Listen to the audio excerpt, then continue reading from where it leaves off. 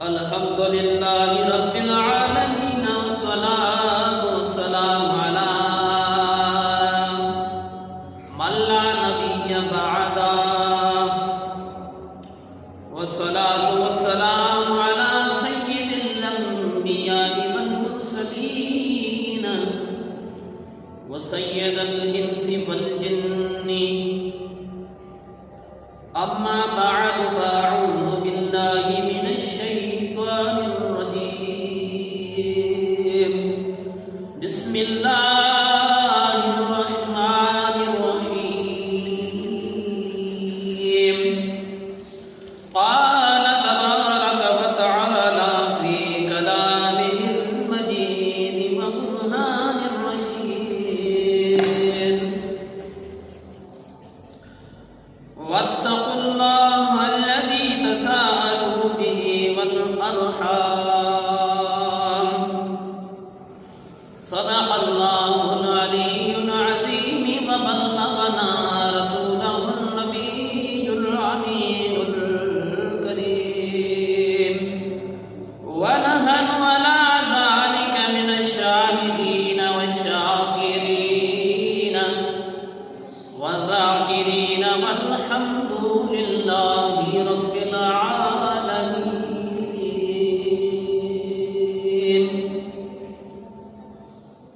حمد و صلات کے بعد اور نبی مکرم شفیع امم خاتم النبیین حضرت محمد مصطفیٰ صلی اللہ علیہ وسلم کی ذات والا تبارک پر درود کے بعد حاضرین محفل و سامعین محترم السلام علیکم ورحمۃ اللہ وبرکاتہ۔ میں نے کلام مجید و برہان رشید سے ایک چھوٹی سی آیت کریمہ تلاوت کی ہے۔ سورہ نساء کی پہلی آیت ہے، اس سے متعلق چند معلومات پیش کرنے کا ارادہ ہے۔ اللہ تعالیٰ سے دعا کریں کہ اللہ تعالیٰ اس کے متعلق مجھے حق اور سچ بیان کرنے کی توفیق عطا فرمائے اور ہم سب کو سن کر سمجھ کر سیکھ کر اس پر عمل کرنے کی توفیق رفیق عطا فرمائے، آمین بجاہ یاسین صلی اللہ تعالی علیہ وآلہ وسلم۔ ارادتاً ہمارا طریقہ کار یہی ہے کہ بیان کی ابتدا کے اندر نبی مکرم شفیع امم صلی اللہ علیہ وسلم کی ذات والا تبارک درود پاک کا ہدیہ پیش کرنے کے بعد بیان کو آگے لے کے چلتے ہیں کہ نبی پاک صلی اللہ علیہ وسلم نے ارشاد فرمایا، جس نے مجھ پر ایک مرتبہ درود پاک پڑھا اللہ تعالیٰ اس کے نامہ اعمال کی 10 نیکیاں لکھتا ہے اور اس کے 10 درجات کو بلند فرماتا ہے، اور اس کے نامہ اعمال کے اندر جو 10 گناہ صغیرہ ہوتے ہیں اللہ تعالیٰ ان صغیرہ گناہوں کو درود پاک کی بنا پر 10 صغیرہ گناہوں کو مٹا دیتا ہے۔ تو آئیے نبی پاک صلی اللہ علیہ وسلم کی ذات گرامی پر درود پاک کا نذرانہ پیش کرتے ہیں۔ پڑھیے صلی علی نبینا صلی علی محمد، پڑھیے صلی علی شفیعنا صلی علی محمد۔ وہ جو نہ تھے تو کچھ نہ تھا، ارے وہ جو نہ ہو تو کچھ نہ ہو، جان ہے یہ جہان کی، جان ہے تو جہان ہے، پڑھیے صلی علی قریبنا صلی علی محمد۔ حاضرین محفل، اللہ تعالیٰ قرآن مجید و برہان رشید کے اندر ارشاد فرماتا ہے، واتقوا اللہ الذی تساءلون بہ الارحام۔ اللہ تعالیٰ سے ڈرو، اللہ سے تقوی اختیار کرو، پرہیزگاری اختیار کرو، اور تمہارے سے قیامت کے دن رشتہ داروں کے حوالے سے سوال کیا جائے گا۔ محترمین، ہم دنیا میں رہتے ہیں، ہمارا تعلق لوگوں کے ساتھ مختلف طریقے سے پڑتا رہتا ہے۔ کسی کے ساتھ کاروباری لحاظ سے ہمارا تعلق پڑتا ہے، کسی کے ساتھ کسی اور ناطے کے طریقے کی بنا پر تعلق پڑتا ہے، کسی سے تعلق بطور دوستی کے ہوتا ہے، کسی سے تعلق رشتہ داری کی بنا پر ہوتا ہے، اگرچہ وہ رشتہ خونی ہو یا جو ہے بھائی چارگی والا ہو۔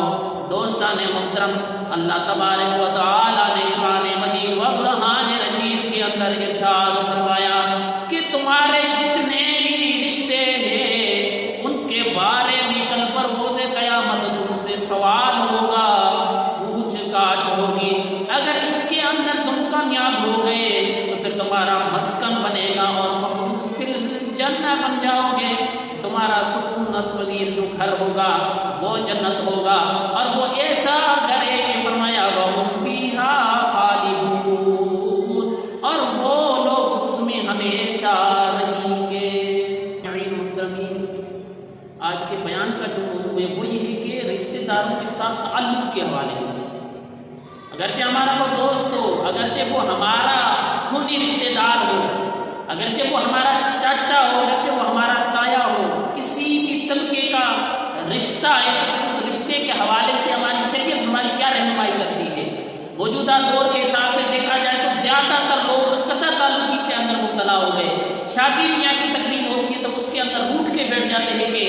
ہمارا اس سے کوئی تعلق نہیں ہے۔ وجہ کیا بنی؟ وجہ یہ ہے کہ اس نے ہمارا کچھ بگاڑا ہے۔ اگر ان سے پوچھا جائے کہ کس بنا پر تم اٹھے ہو، حالانکہ کئی تو ایسے سامنے آئیں گے جن کو پتہ ہی نہیں ہوگا کہ کس وجہ سے ہم اٹھے،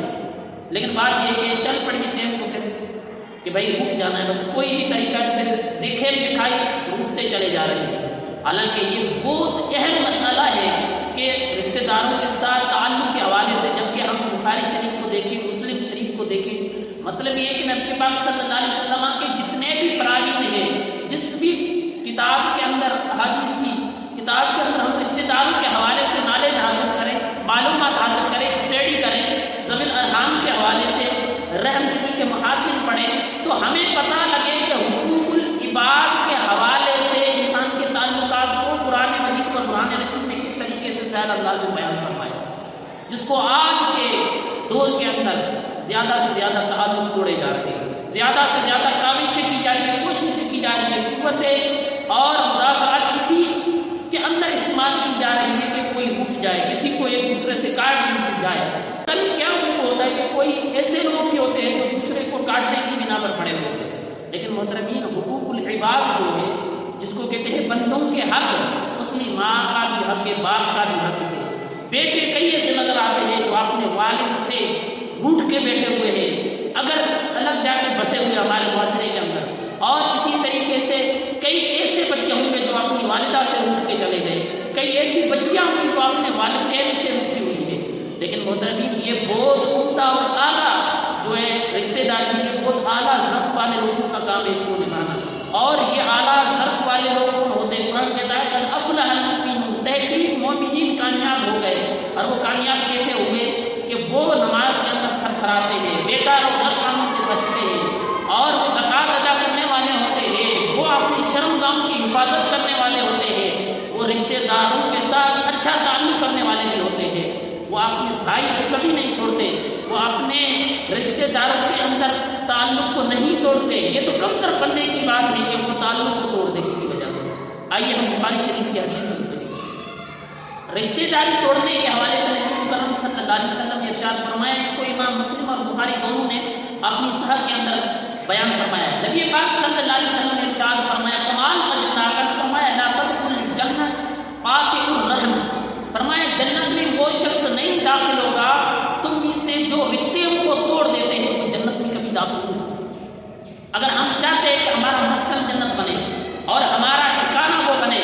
دار جنت بنے، تو ہمیں چاہیے کہ ہم رشتہ داروں کے ساتھ حسن سلوک کریں، ہم اپنے رشتہ داروں کے ساتھ تعلق کو توڑیں نہیں بلکہ ہم جوڑنے کی کوشش کریں، ان کے ساتھ تعلق کو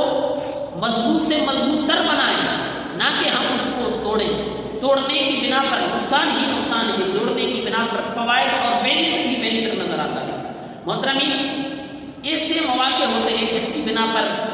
جو ہے ایک نے تھوڑا سا بھی کہہ دیا تو بس اس کے اندر اٹھ کے بیٹھ جانا۔ یہ کم ظرف بندی کی بات ہے کہ تھوڑی سی بات کو لے کر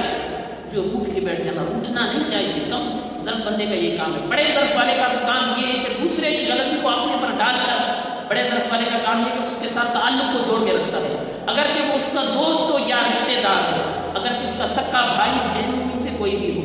یا دور کا رشتہ دار بھی ہو، لیکن وہ تعلق کو توڑتا نہیں ہے۔ اس کی ظرف کا تقاضا یہ ہوتا ہے کہ تعلق کو توڑنا نہیں چاہیے، تعلق کو ہمیشہ جوڑ کر رکھنا چاہیے، اس تعلق کو کبھی نہیں توڑنا چاہیے۔ اگر کسی کے ساتھ دوستی ہماری ہو جاتی ہے تو پھر ہم اس دوستی کو نبھاتے چلیں، نہ کہ تھوڑی سی بات کی بنا پر اٹھ کے الگ ہو جائے۔ نہیں، دوستی کا بھی یہی تقاضا ہے، ظاہر رشتے کی طرح دوستی کا بھی یہی تقاضا ہے، اس کو اسی کے ساتھ لے کے چلا جائے۔ نبی پاک صلی اللہ علیہ وسلم کی ذات گرامی پر ایک مرتبہ محبت کے ساتھ درود پاک پڑھیں۔ اللہم صلی علی سیدنا و مولانا محمد مبارک وسلم، صلو علیہ وسلم وسلام علیک یا سیدی یا مکی یا مدنی یا ربی یا قرشی یا طلبی یا رسول اللہ صلی اللہ تعالی علیہ وآلہ وسلم۔ ایک اور روایت آپ کے سامنے پیش کرنے لگا ہوں، اس کو بھی امام بخاری رحمۃ اللہ تعالی علیہ بخاری شریف کے اندر لے کر آئے، امام مسلم رحمۃ اللہ تعالی علیہ نے بھی مسلم شریف کے اندر بیان فرمایا۔ کمال کی تمیز باندھی نبی مکرم صلی اللہ علیہ وسلم نے، نبی پاک صلی اللہ علیہ وسلم نے ارشاد فرمایا، من کان یؤمن باللہ والیوم الآخر، آقا نے ارشاد فرمایا جو اللہ پر اور آخرت کے دن پر، قیامت کے دن پر ایمان رکھتا ہے، اس کو چاہیے فلیصل رحمہ، اس کو چاہیے کہ رشتہ داروں کے ساتھ حسن سلوک کرے، ان کے ساتھ تعلق کو جوڑ کے رکھے، نہ کہ تعلق کو توڑے، تعلق کو جوڑ کے رکھے، رشتہ داری کے تعلق کو توڑے نہیں بلکہ اس کو مضبوط سے مضبوط کر بنائے۔ تو محترمین، اب اس حدیث کو ہم دیکھیں کہ اللہ تعالیٰ کیا فرما رہا ہے، جو اللہ پر ایمان رکھتا ہو اور اس بات پر بھی ایمان رکھتا ہو آخرت کے دن پر، اس کو چاہیے کہ فلیصل رحمہ، اس کو چاہیے کہ وہ رشتہ داروں کے ساتھ تعلق کو مضبوط سے مضبوط کر بنائے۔ اگر مضبوط سے مضبوط کر نہیں بنائے گا تو آقا صلی اللہ علیہ وسلم نے فرمایا لا تدخلوا الجنہ قاطع الرحم، وہ جنت میں کبھی داخل نہیں ہوگا جو رشتہ داری کو توڑتا ہے، جو رشتہ داروں کو چھوڑ دیتا ہے، وہ جنت میں کبھی نہیں داخل ہوگا۔ ہم سارے دعوے اس پر ہیں، ہمارے دعوے یہ ہے کہ ہم جنت میں داخل ہوں گے، اور ہم سب یہ نعرے بھی لگاتے ہیں کہ خلد میں ہوگا ہمارا داخلہ اس شان سے کہ یا رسول اللہ کے نعرے لگاتے جائیں، یا رسول اللہ کے خالی نعروں کے اندر نہیں کام چلے گا محترمین۔ رسول اللہ کے نعرے کے ساتھ یہ کہ ہوگا کہ رشتوں کے ساتھ مضبوطی سے کھڑا ہونا پڑے گا، رشتوں کو مضبوطی سے تھامنا پڑے گا، رشتہ داری کے اصول و قواعد و ضوابط کو نبھانا پڑے گا، کاٹا نہیں جائے گا۔ اگر ہم کاٹیں گے تو نبی پاک صلی اللہ علیہ وسلم کے اس فرمان کے مطابق جنت میں نہیں داخل ہو سکتے جب تک کہ ہم اپنے رشتوں کو نہیں نبھاتے۔ تو اسی لیے ہم سب کو چاہیے کہ رشتوں کو ایسے نبھائیں، اگر کہ سامنے والے کی غلطی ہو، رشتہ دار کی غلطی ہو، لیکن ہم اپنے اوپر لے کے اپنے ظرف کو بڑھا رکھیں، اپنے ظرف کو جو ہے ایسا بنائیں کہ جس کے اندر وسعت پیدا ہو جائے۔ ایسے لوگوں کے ساتھ ہمارا اٹھنا بیٹھنا ہونا چاہیے جس کی بنا پر ہمارا ظرف بڑھے، ہم ایسی کتابوں کی اسٹڈی کریں، مطالعہ کریں جس کی بنا پر ہمارا ظرف بڑھے، ہم اپنی کتاب قرآن مجید کو پڑھیں، اس کے پڑھنے سے ہمارا ظرف بڑھتا ہے۔ قرآن پاک جا بجا فرما رہا ہے کہ ان اللہ مع الصابرین وصبر، اس طریقے کی جملہ ارشاد فرما رہا ہے کہ بے شک اللہ تعالیٰ صبر کرنے والوں کے ساتھ ہے اور تم صبر کرو، کئی جگہوں پہ یہ ارشاد فرمایا۔ تو اس کا کیا مطلب ہے، اس کا کیا مفہوم ہے؟ اس کا یہ مفہوم ہے کہ اپنے ظرف کو وسعت دو، اپنے ظرف کے اندر جو ہے کھلا پن لے کر آؤ۔ کئی باتیں ایسی ہوتی ہیں جس کو جذب کرنا پڑتا ہے، کئی ایسی باتیں ہوتی ہیں جس کو اگنور کرنا پڑتا ہے، کئی ایسی باتیں ہوتی ہیں جن کو چھوڑنا پڑتا ہے۔ اگر اس کو لے کے ہم بیٹھ جائیں گے تو پھر تعلق ٹوٹتے ہی جائیں گے، نقصان ہی نقصان ہوگا، اس کا فائدہ کچھ بھی نہیں ہوگا۔ اس کے منفی اثرات ہم پہ پڑیں گے، اس کے مثبت اثرات ہم پر نہیں پڑیں گے، اس کے نیگیٹو اثرات ہم پر پڑیں گے، ہمارے معاشرے پر پڑے گا نیگیٹو اثر، اور ہمارے دین پر بھی نیگیٹو اثر پڑے گا۔ اب میں ایک بات بتاتا ہوں، نبی پاک صلی اللہ علیہ وسلم کے پاس ایک یہودی عالم آیا، اس کو میں نے پہلے بھی بیان کیا، ویسے میری عادت نہیں ہے کہ ایک موضوع کو میں بیان کروں اس کو دوبارہ لے کر آؤں، طبیعتاً یہ چیز نہیں ہے، لیکن بات یہ کہ یہ موضوع سے ریلیٹڈ ہے، اس وجہ سے اس کو میں بیان کر رہا ہوں۔ کہ نبی پاک صلی اللہ علیہ وسلم کی بارگاہ میں جب عبداللہ بن سلام رضی اللہ تعالیٰ عنہ آئے، پہلے یہودیوں کے عالم تو نبی پاک کی مجلس میں آئے، نبی پاک صلی اللہ علیہ وسلم کی آنکھیں جب اس پر پڑی، حضور کی بصارت ان پر پڑی، نبی پاک صلی اللہ علیہ وسلم نے ان کو دیکھا تو آقا نے فرمایا کس لیے آئے ہو عبداللہ بن سلام؟ تو وہ آئے تو مناظرہ کرنے کے لیے تھے، آئے تو اس بات کے لیے تھے کہ میں ان کو ہراؤں گا، مصطفیٰ کریم کو اور اس نبی کو میں ہرا دوں گا اور میں اپنے دین کو دبا بخشوں گا، استقلال بخشوں گا، ہمیشہ بخشوں گا، ہمارا یہودیت دین مضبوط سے مضبوط تر بن جائے گا۔ لیکن نبی پاک کی مجلس کے اندر بات کیا چل رہی تھی؟ اللہ تعالیٰ صلی اللہ علیہ وسلم فرما رہے تھے کہ جو تم سے تعلق کو توڑے تم اس کے ساتھ تعلق کو جوڑو، جو تمہیں محروم کرے تم اس کو عطا کرو۔ یہ بات چل رہی تھی نبی پاک صلی اللہ علیہ وسلم۔ تو اس نے کہا کہ میں آیا تو کسی اور ارادے سے تھا، لیکن آپ نے دست مبارک پر مجھے مسلمان کر دیا۔ یہ ہے اسلام کا پیغام، یہ ہے درس اسلام کہ تعلق کو توڑا نہیں جائے، تعلق کو مضبوط سے مضبوط تر بنایا جائے، رشتہ داری کو مضبوط سے مضبوط تر بنایا جائے۔ ایک اور حدیث پاک بیان کر کے بیان کا اختتام ہوگا۔ نبی پاک صلی اللہ علیہ وسلم نے ارشاد فرمایا کہ اگر تم چاہتے ہو کہ تمہاری زندگیاں بڑی ہو اور تمہارے جو ہے رزق کے اندر وسعت ہو، زیادہ روزی پڑے، تمہاری برکت اور روزی کے اندر، تو نبی پاک صلی اللہ علیہ وسلم نے فرمایا فلیصل رحیم ہے، تمہیں چاہیے کہ تم رشتہ داروں کے ساتھ تعلق کو مضبوط بناؤ۔ سبحان اللہ کی اجازت ہے، کوئی پابندی نہیں، کسی چیز پہ بھی پابندی لگ جائے لیکن اس پہ نہیں لگے گی تو سبحان اللہ کہہ دیا کریں گے تو انشاءاللہ فائدہ ہوگا۔ ویسے ایک بندے نے مجھے کہا کہ یار ہم مولوی لوگوں کی مجلس میں جاتے تو بات سن رہے ہوتے ہیں، لیکن بات یہ کہ وہ بات کر لیتے ہیں لیکن اس کے بعد بولتے ہیں بولو سبحان اللہ، تو جو ہم پہلے سن چکے ہوتے ہیں وہی بھول جاتے ہیں، یار بھی تو مولوی صاحب بولیں گے سبحان اللہ، ویسے تو خود ہی ہم بول دیا کریں تاکہ ریپلے آ جائے کہ بھائی بات سمجھ میں آ جائے۔ اللہ تعالیٰ ہم سب کو عمل کی توفیق عطا فرمائے۔ سورہ نساء کی جو آیت کریمہ میں نے پڑھی تھی اس کے اندر اللہ تعالیٰ نے ارشاد فرمایا تم تقویٰ اختیار کرو، پرہیزگاری اختیار کرو، جو رشتہ داری اس کے بارے میں کل بروز قیامت تم سے سوال ہوگا۔ اور اس کے آخر میں اللہ تعالیٰ نے فرمایا کہ اللہ تعالیٰ اس بات کا نگہبان ہے، رب عزوجل بصیر بھی ہے، سمیع بھی ہے، ہر چیز کو ملاحظہ بھی کر رہا ہے۔ ہم جس غلطی پہ ہے ہمیں پتہ ہے، رب عزوجل ہمیں ملاحظہ فرما رہا ہے، لیکن تو ہمیں چاہیے کہ رشتوں کو مضبوط سے مضبوط کر بنائیں۔ غلطی اگر کہ دوسرے کی ہو اس کی بنا پر ہم اٹھ گئے ہو، لیکن ہمیں چاہیے یہ کہ ہم رشتوں کو مضبوط بنائیں۔ جب ہم یہ کریں گے کہ فرد سے معاشرہ بنتا ہے، فرد سے معاشرہ بنتا ہے، ایک فرد اٹھتا ہے معاشرے کے اندر تو وہ انقلاب برپا کر دیتا ہے۔ اگر ہم یہ کہتے رہیں گے کہ بس یہ تو خالی سننے کی چیزیں عمل کی نہیں ہے تو دوستو کچھ بھی نہیں ہوگا۔ جو کام ہم کرنا چاہ رہے ہیں کسی چیز کے حوالے سے ہمارے کو نالج ملے تو ہم فوراً اس پر عمل کرنا شروع کر دیں تو اس کا فائدہ یہ ہوگا کہ وہ علم بھی مضبوط ہوگا، وہ بات بھی مضبوط ہوگی اور اس پر عمل کرنے کا فائدہ ہوگا اور اس کے اثرات مثبت جو معاشرے پہ بھی پڑیں گے اس کا بینیفٹ اور فائدہ ہمیں بھی ملے۔ تو ہم سب کو چاہیے کہ رشتہ داری کو مضبوطی سے مضبوط تر بنائیں۔ حضور کی ان فرامین کو دیکھ کے حضور نے فرمایا لا تدخلوا الجنۃ قاطع الرحم، وہ کبھی جنت میں داخل نہیں ہوگا جو رشتہ داری کو کاٹتا ہے۔ نبی پاک صلی اللہ علیہ وسلم نے فرمایا من کان یؤمن باللہ والیوم الآخر فلیصل رحمہ، جو اللہ پر اور قیامت کے دن پر ایمان رکھتا ہے اس کو چاہیے کہ رشتہ داروں کے ساتھ اچھا سلوک کرے۔ اور یہ بھی ارشاد فرمایا جو چاہتا ہے کہ رزق کے اندر اور عمر کے اندر طول ہو، برکت ہو، زیادہ زندگی ملے اور زیادہ رزق ملے تو اس کو بھی چاہیے کہ رشتہ داروں کے ساتھ اچھا سلوک کرے، اس کو بھی چاہیے کہ تعلق کو مضبوط سے مضبوط تر بنائے۔ اللہ تعالیٰ اس باتوں پر، ان باتوں پر مجھے اور آپ سب کو عمل کرنے کی توفیق عطا فرمائے، آمین۔ بجائے طہ یاسین صلی اللہ تعالیٰ علیہ وآلہ وسلم۔